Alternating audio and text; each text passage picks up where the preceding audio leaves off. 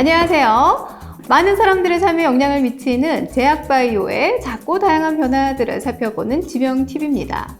오늘 저희들이 여러분과 함께 살펴볼 제약바이오의 마이크로 트렌드는 의료용 대마 합법화입니다.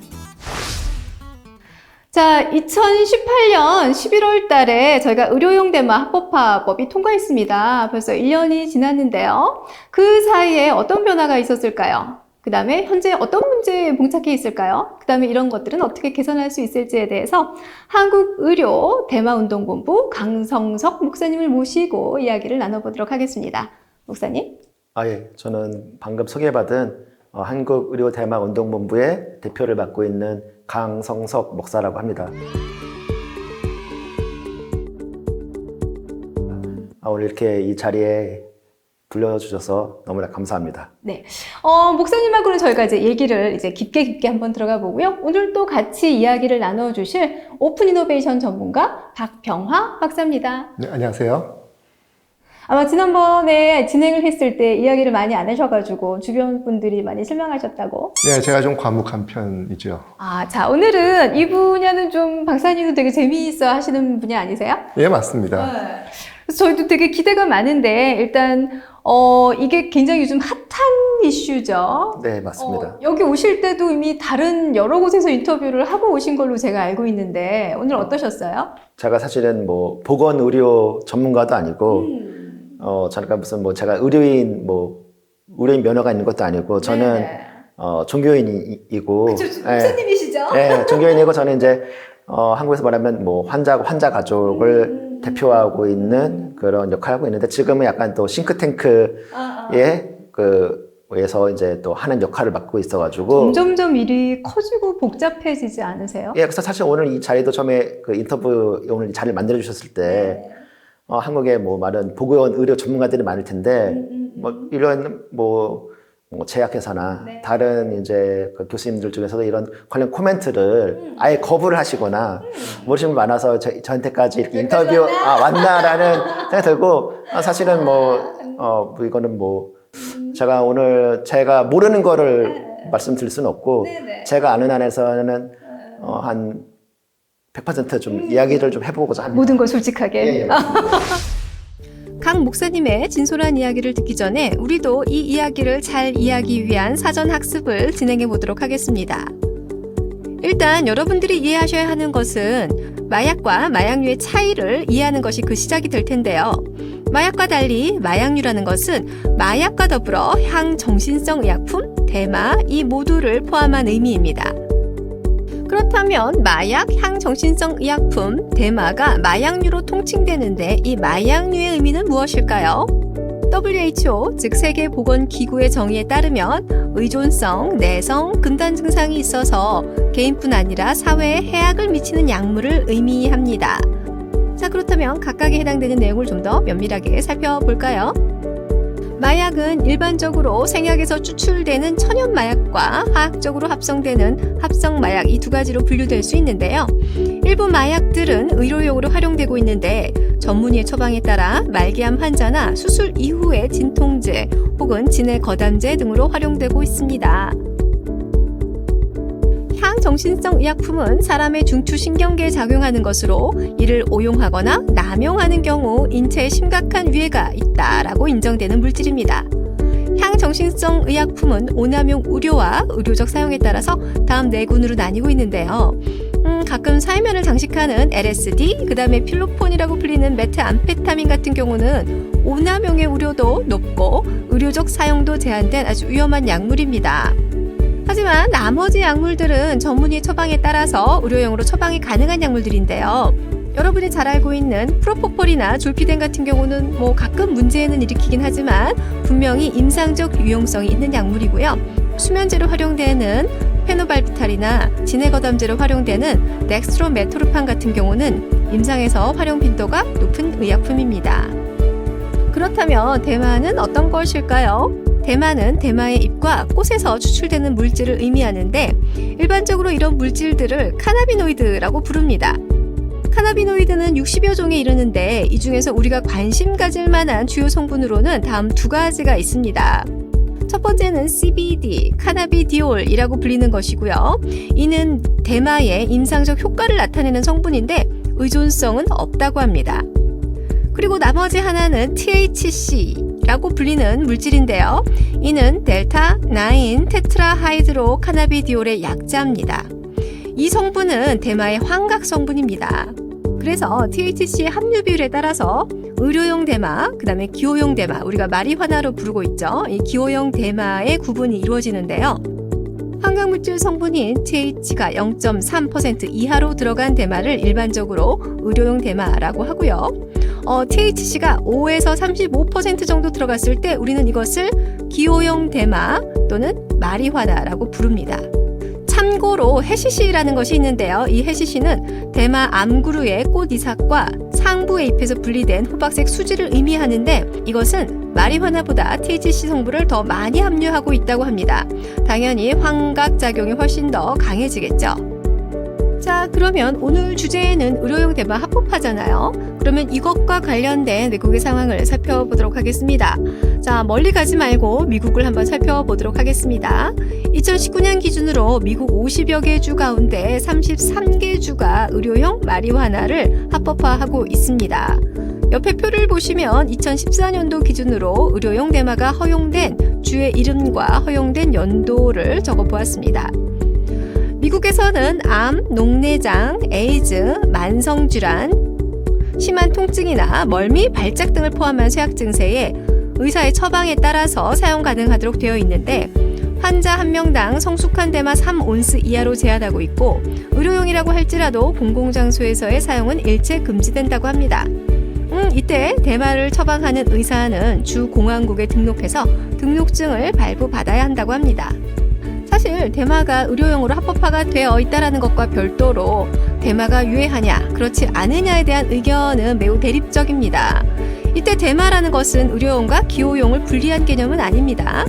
자, 위에 있는 두 케이스는 양쪽의 입장을 설명할 때 빈번히 사용되는 레퍼런스들인데요.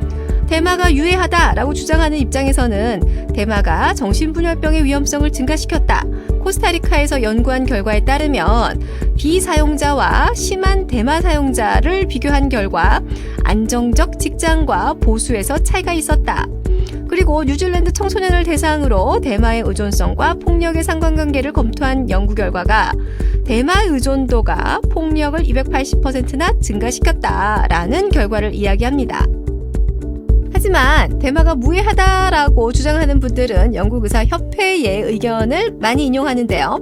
영국의사협회에서는 대마가 알코올이나 담배보다 덜 위험하고 지나칠 정도로 과도하게 흡연하지 않는 한 건강에 거의 악영향을 주지 않는다라고 보고하고 있습니다.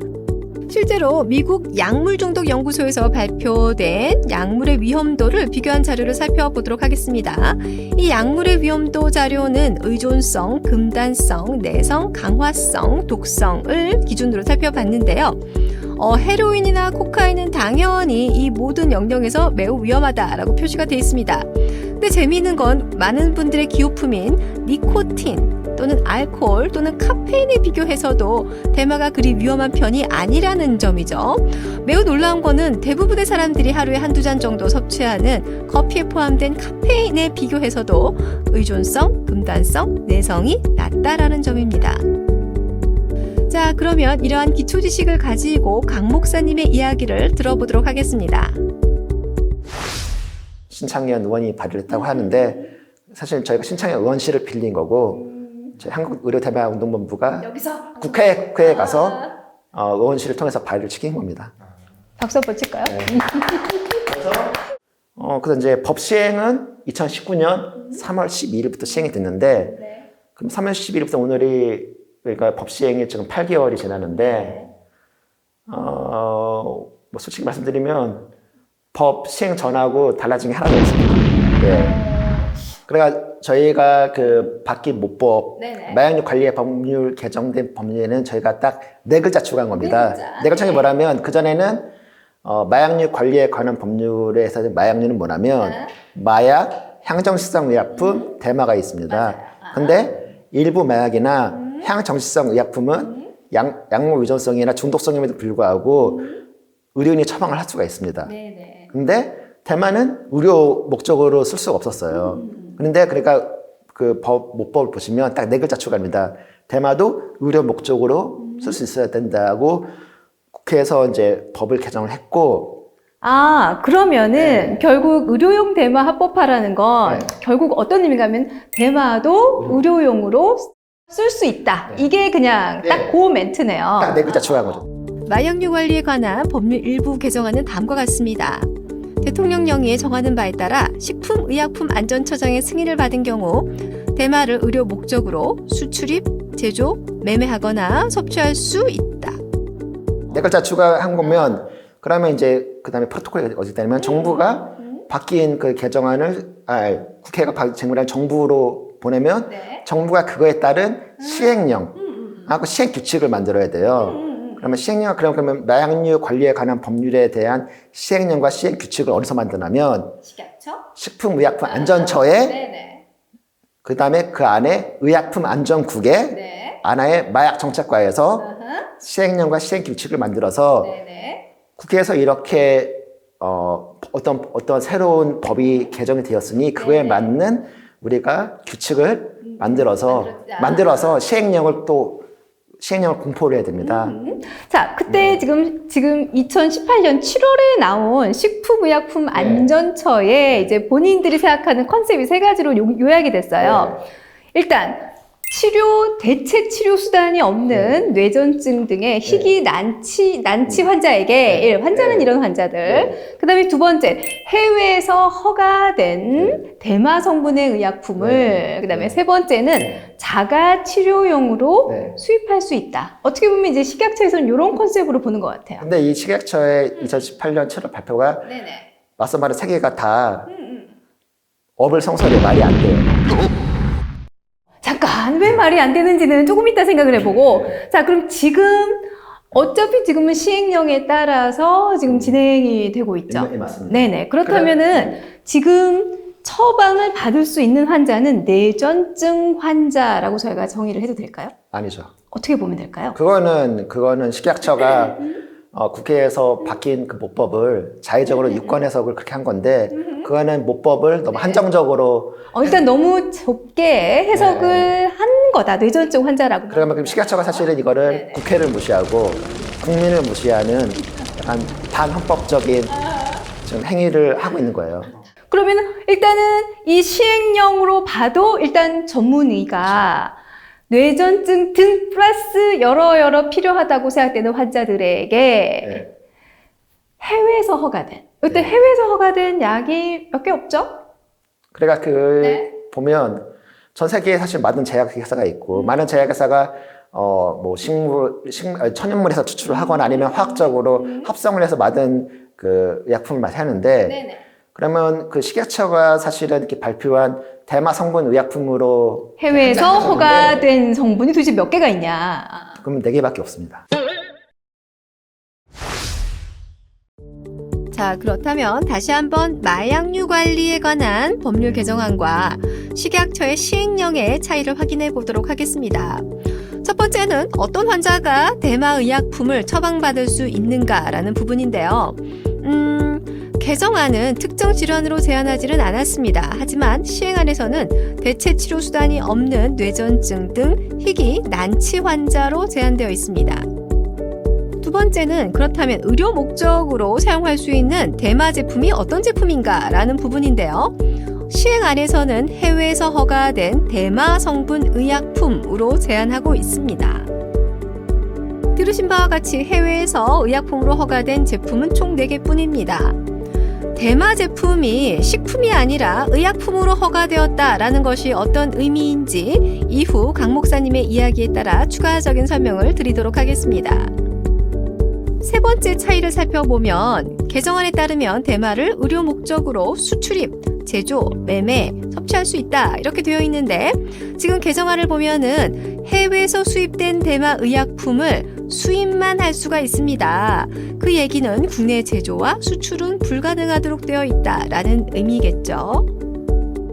자, 그러면은 실제 저도 자료 조사를 해보니까 이렇게 의료용 대마 성분이 굉장히 치료 효과가 굉장히 광범위하고 넓어서 이제 환자들이 많이 필요할 거라고 생각을 하고, 그 다음에 뇌전증 같은 경우도 아마 환자 수가 꽤 많은 걸로 알고 있는데, 맞습니다. 그럼 지난 2018년 3월 네. 이후로 2019년 3월부터 처방이 가능하다라고 했는데 네. 얼마나 처방이 됐을까요?